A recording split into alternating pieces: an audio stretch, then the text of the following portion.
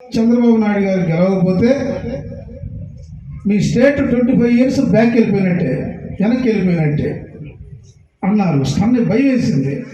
ఇప్పుడు నా వరకు నేను తెలంగాణలో సెటిల్ అయిపోగలను, తమిళనాడులో సెటిల్ అయిపోగలను. కానీ మీలాంటి ప్రజలు నమ్మకంగా టీడీపీకి వేయాలి, టీడీపీకి గుద్దేయాలి కళ్ళు మూసుకొని. మన పాలనలో యొక్క ఓటు కూడా వైసీపీకి పడకూడదు, ఎలాంటి పరిస్థితులు పడకూడదు.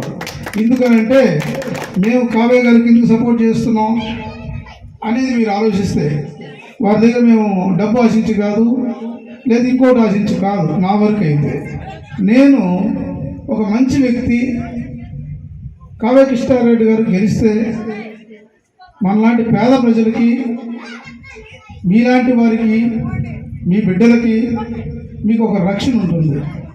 ప్రేమ కలిగిన వాడు నాయకుడిగా ఉండాలి. ఎప్పుడు ప్రేమ కలిగిన వాడు శాడిస్ట్గా ఉండకూడదు, నాయకుడు శాడిస్ట్గా ఉండకూడదు. నాయకుడు ఎప్పుడు జోబుకి చిల్లు పెట్టుకొని ఉండాలి. అంటే ఇట్లా డబ్బు వేస్తే ఇట్లా వెళ్ళిపోతుండాలి.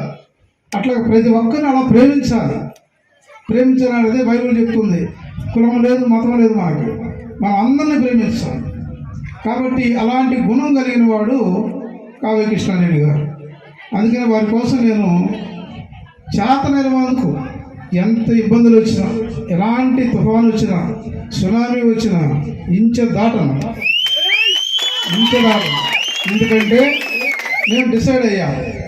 ఆ రోజుల్లో కేకే తాతయ్య గారి దగ్గర మేము విశ్వాసంగా ఉన్నాం. కొంతమంది పెద్దలకు తెలిసి, అలాగే మా కుటుంబం మేమంతా డిసైడ్ అయ్యాం. కొంతమంది వ్యక్తులు ఏమని అనుకున్నామంటే అందరం కలిసి కావ్య గారితో ట్రావెల్ చేయాలి. పార్టీకి సంబంధం లేదు అసలు. నాకైతే మెయిన్ కావ్య గారిని ఎమ్మెల్యేగా చూడాలి ఇక్కడ.